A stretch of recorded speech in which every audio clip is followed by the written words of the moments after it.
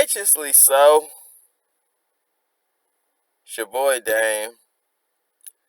Subscribe to Dame's World on the YouTube if you haven't. If you have, much love, highest of vibes. Appreciate y'all for sticking with me, rolling with me on this journey. You know what I'm saying? Every now and then we might take a brief break from the channel, but we always come back. At some point, we always come back. Also, if I may, beauty of being wrong. Oh, the sun is beaming on my shit. Sun is beaming. You barely see the beauty of being wrong. Go get that. You feel me? But today, it's about the real talks, man. Back for some months, I want to say. Real Talks episode 36. Again, my personal favorite section of Dame's World because it puts you in that mode of speculation, philosophy, reflection, thinking, and it gives that brain the trigger that it needs to take you to that next realm. So that's, you know what I'm saying, the realm in which I love to exist in. So as a consequence, I'm going to permeate that every now and again on this channel. I know y'all love the eye test. I know y'all love the breakdowns and other other creative content in which I suggest and throw out. However, these to me are requisite mandates. You feel me? The essence of Dame's World can be found in these real talks. You know what I'm saying? Episode 36. Oh, 36. We've been climbing. Generational curses. Generational curses, man. You have them. I got them. We got them. So the question is, what do we do with these motherfuckers? What are they, for one? What is a generational curse? It is a habit or a behavior in which you've inherited from your predecessors, whether it be your father, your father's father, your mom, your mother's mother, or grandma's grandma. Somewhere down the line, information, genetics, information was given to you, and now this information is more privy to responding a certain way in opposition to another way. And a curse would be a behavior or response that hinders your own growth, your own fruitful existence. So when you have that knowledge and you have that understanding, then it comes the self-reflection and the reflective state of observation. So you self-reflect in regards to yourself, but then you might have to look at the behaviors of mama. You might gotta look at daddy and see the tendencies. Look at grandpa and grandpa. You might have to understand the history of your lineage and your people and what they've went through. You got something like the transatlantic slave trade that permeated across America. So some of us have ancestors that were enslaved. Years of slavery, years of behaviors to permit their survival through slavery. So maybe a submissive nature towards a white man. Maybe an unconscious belief that you're ignorant or dumb as a melanated being. Maybe an unconscious belief that you are supreme as a white male in this society. Because ideas are perpetuated, and as humans, we start to believe in the ideology so much so that we take onto them. And we behave based on the ideology in which we were taught.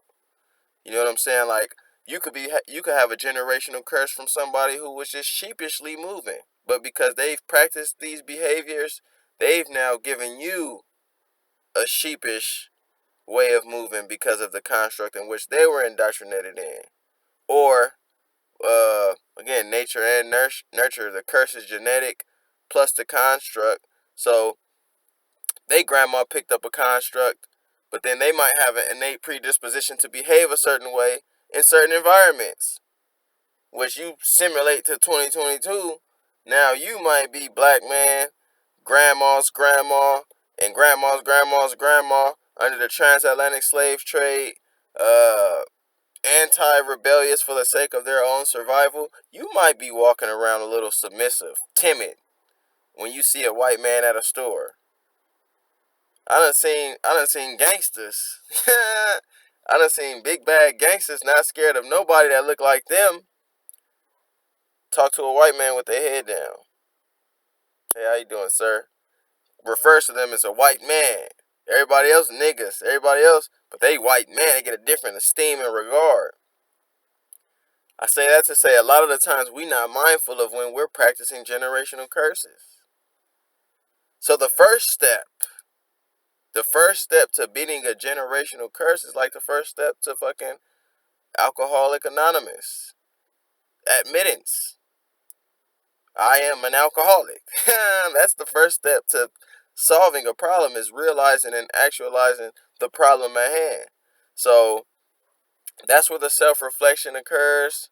And then you have something like epigenetics, which is a concept that I don't know why it's not permeated as much today.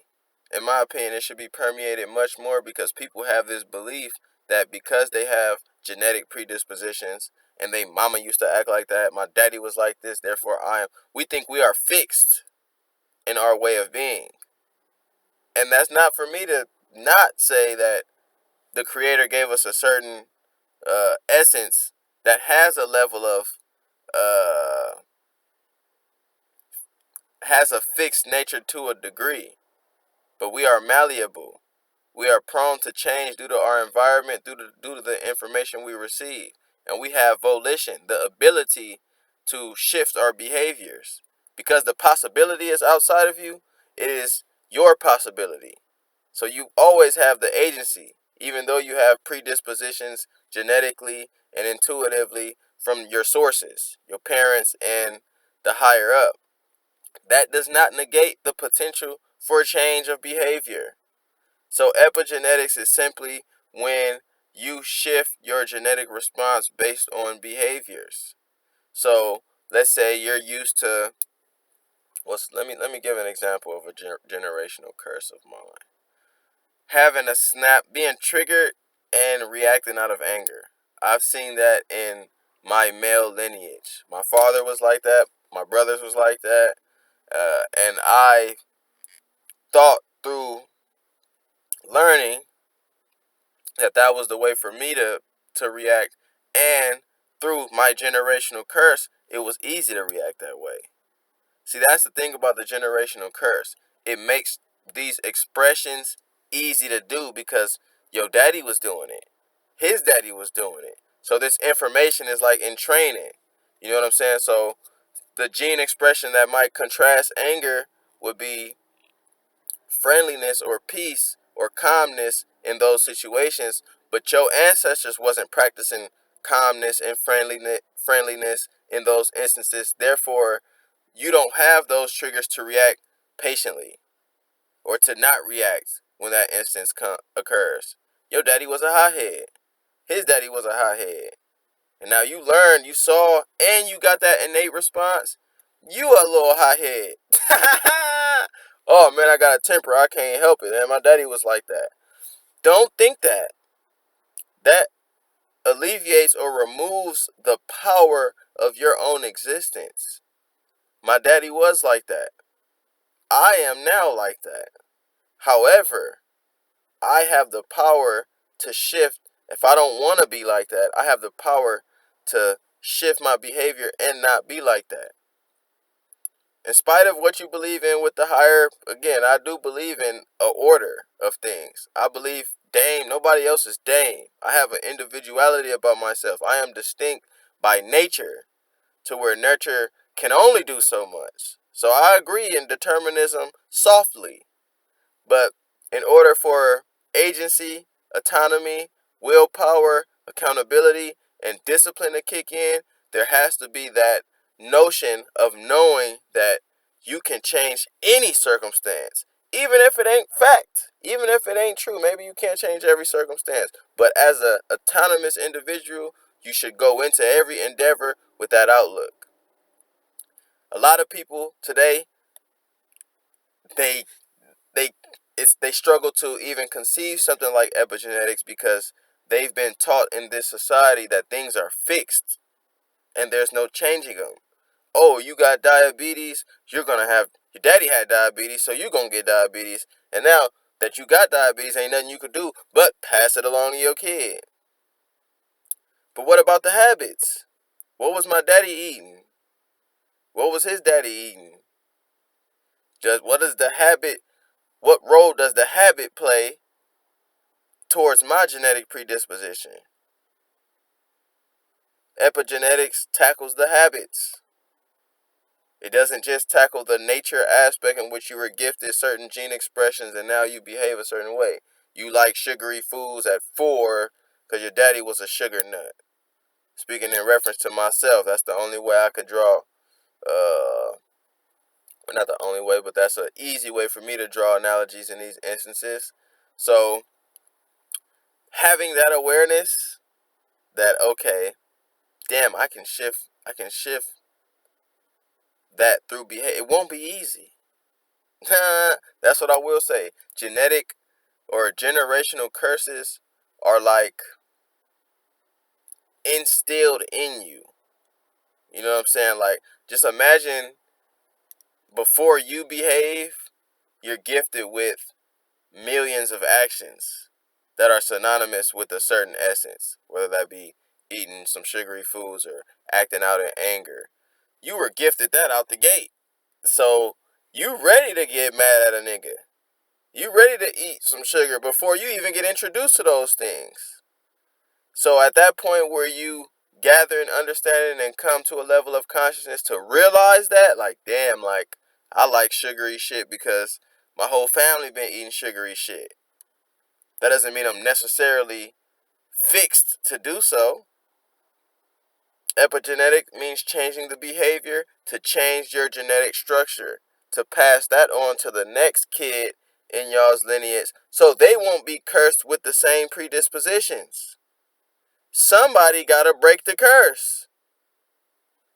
If you watching this and you are aware of generational curses in your family and you're making an attempt to break them, for one, salutations, my nigga.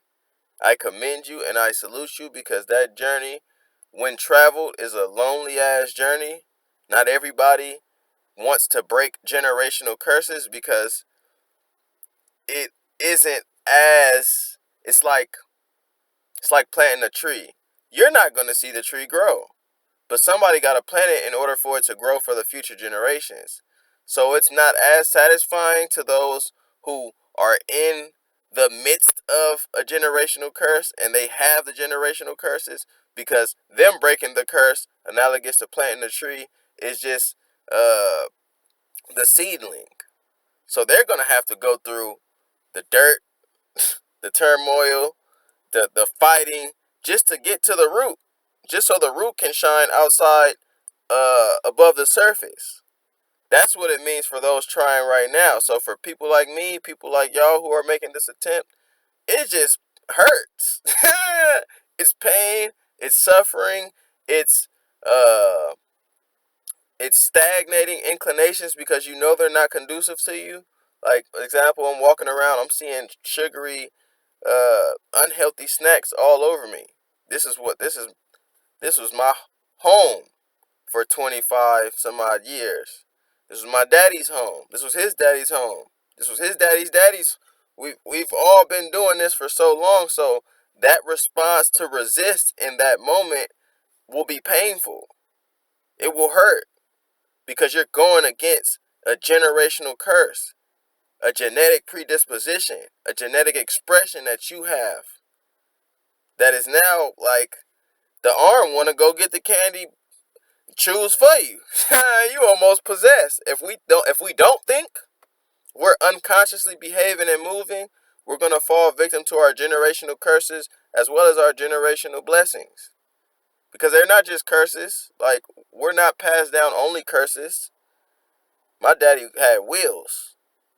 So shit, I got wheels. My pops had charisma. My mom had charisma and character, and we're sociable. So I have these tendencies. There are many blessings. The blessings you just, like any blessing, you just are gratuitous about it. You find gratitude and you appreciate the blessings and you exercise the blessings. But in order for self improvement or collective improvement for your lineage and your people, you should take heed to the curses. So the curses are where the challenge lies. And it's where you might have to tell yourself, like, damn, like, I gotta stop doing this. If I want my kid to not have this, because a curse is your hindrance. A curse is your lineage's hindrance. If you know you have the curse, you would be willfully ignorant to not work on it. Mama alcoholic, grandma alcoholic, great grandma alcoholic. Now you are alcoholic. Oh man, it's always been this way. Shit, I'm destined to the. No, you're not. That's a weakened will. When somebody thinks they're they have no choice but to fall victim to the generational curse, that's a weakened will. And that person is at the point of getting this type of rhetoric, getting this assurance that they have the power to shift and change, and that epigenetics is a thing in which can alter not only your behavior but your kids' behavior. You don't want them to be an alcoholic, so at this point of understanding, you have to take action, as painful as it may be. Nigga don't want to put the bottle down, but a nigga gotta put the bottle down. That's the will fighting back to that unconscious genetic curse that was instilled. Mind you, unconscious genetic curse, 1 million, willpower 1, the first time a nigga realizes that they need to put the bottle down. So it's gonna take a lot of practice of resistance in order to combat that unconscious behavior that was gifted to you from generation upon generation upon generation. You're not just battling yourself and your past experiences. You battling the experiences of your daddy, your great grandpa, your great great grandpa, because they was exercising that generational curse. So that's why it can feel like something that's feel like you in over your head. When I battle generational curses, it feels like I'm in over my head sometimes. And that's not a good feeling. But at the same time, you see progress. You see progress. I was They used to call me the sweet tooth bandit. Sweet tooth bandit. For dinner, nigga, I need a ho-ho, a honey bun, some Pringles, and a iced tea. For I didn't know no better. My pops and them, they ain't know no better apparently. My family today, we don't know no better. So when you see it and you see the environment and then you start foreshadowing, damn, our kids they're going to be prone to diabetes. Not because they have to, but because we're still accepting the generational curses given to us. My kids are going to eat inflammatory foods all day because we're still creating that environment that put us in this position. So again, you one of those people striving to break a generational curse, I can do nothing but salute you. If you are unaware of your generational curses, make yourself aware. Don't be ashamed to point out your flaws. How can you better yourself without knowing your flaws? How can you better yourself by thinking you don't have any flaws? Woo! Woo! If I thought I didn't have any flaws, where's the room for improvement for myself? You know, we're in a world of flux and growth, so naturally I'm going to grow, but where's the room to make the action at improvement if I think that I have no flaws? That's why I started this video by saying, oh yeah, y'all got generational curses. We all got them. Because y'all's parents wasn't perfect. His grandparents wasn't perfect. Society and the ills that were pervaded into your grandparents were not perfect. You are a white man in a middle or upper class construct in America. You might have a generational curse that has racial implications of our inferiority, your superiority, implicitly. You might not consciously believe, you might think you love, you might do. You might do. Consciously, you might not want to harm, but unconscious is way stronger than the conscious. The unconscious is way stronger than the conscious mind. The shit I can think and obtain now is a part and parcel to the collection of thoughts that my unconscious mind can has obtained. It's like, for example, like, when you have something on the tip of your tongue, like, damn, what was that movie called? I remember that shit. Fucking Omar Epps, and you know, consciously you can't even remember that shit. Unconsciously it's there though. That's why it's on the tip of your tongue. So what's stored in the unconscious mind is vast in comparison to the conscious mind. So the white man may think, oh yeah, I'm not racist, I'm not. Tap into your unconscious. The black man might not think, oh, I have a slave mentality. Tap into your unconscious. You'll see the generational curses, they're all there. Generational curses rest in the unconscious mind. The conscious mind is just perceiving, thinking, judging, imagining. It's present. So it don't gather as much as the unconscious mind is just always there. So yeah, man, just something for y'all to think about. Episode 36. I don't want to ramble too long because we back, you know what I'm saying? And I know in this era people want 15-second clips. People want to be fed 15 seconds now. 30 seconds, you know what I'm saying? 22 minutes is long-winded today's day. Not knowing back in the day, motherfuckers was writing 600-page books, finishing them in 2-3 days. Motherfuckers was studying for hours and hours on end. You know what I'm saying? But it's another discussion for another day. Today's generational curses, and for anybody out there tackling them, I commend you. I'll remind you that epigenetics, go look it up and just see how it resonates with you. See the power of shifting a behavior and what that can do to your gene expressions and what that can do for the future gene expressions of your kids and your kids' kids.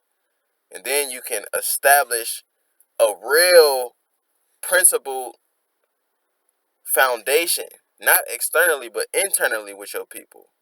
We operate with a certain level of integrity because down the line, some of our people have practiced it. Again, uh you might be the beginning of forming a tree. So you might not see the leaves and the fruits bear from the tree, but you can be responsible for starting the foundation to a principled conscious collective, which is your family. And that's the satisfaction that you get as somebody trying to break a generational curse. That foundation of integrity, of principle, of calmness, of anger management, of love, of relinquishing jealousy, whatever generational curse you have, addiction, that foundation is stronger than anything outside of you. And with that being said, man, it's your boy Dame. Much love. Episode 36, Real Talks. Appreciate y'all. If the sun don't get in the way, I don't know why it's so bright, man. God must be shining on it today. Go get The Beauty of Being Wrong, man. Out now. More on the way. We're looking at the top of next year, 2023, for my next piece of fiction tale. I'm so excited for it. Hopefully we can get it done. We're striving for that, you know what I'm saying? If not 2023 for certain. But with that, the books, the content on here, rest assured, more content on the way, man. We'll never stop because we don't do this for wage earning. We do this to permeate that collective consciousness, to grow myself and to grow anybody willing to grow. That being said, much love, highest of vibes. It's your boy Dame. Peace.